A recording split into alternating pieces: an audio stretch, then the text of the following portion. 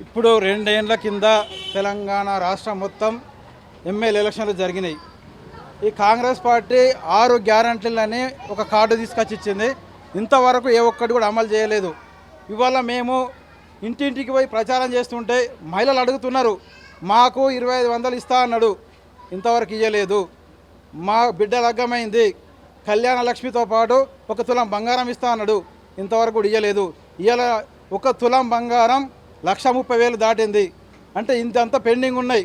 ఇంకోటి అమ్మాయిలు school college చదువుకుంటే వాళ్లకు స్కూటీలు ఇస్తా అన్నాడు, ఇంతవరకు ఇవ్వలేదు. ప్రజలు ఇదంతా గమనించే మళ్ళీ కేసీఆర్ గెలవాలని ఈ గ్రేటర్ హైదరాబాద్ మొత్తం డెవలప్మెంట్ చేసిండని ఇంతవరకు మొత్తం హైదరాబాద్ మొత్తంలో కాంగ్రెస్ పార్టీనే గెలిపించిండ్రు.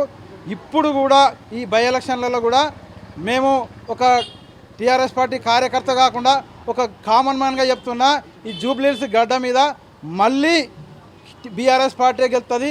ఒక బీఆర్ఎస్ పార్టీ కార్యకర్తగా మీసం మెలేసి తొడగొట్టి చెప్తున్నా, కంపల్సరీ ఈ జూబ్లీహిల్స్ గడ్డ మీద మళ్ళీ కారు గుర్తే గెలుతుంది, మాగంటి సునీతమ్మన గెలుతుంది, ఇది పక్కా.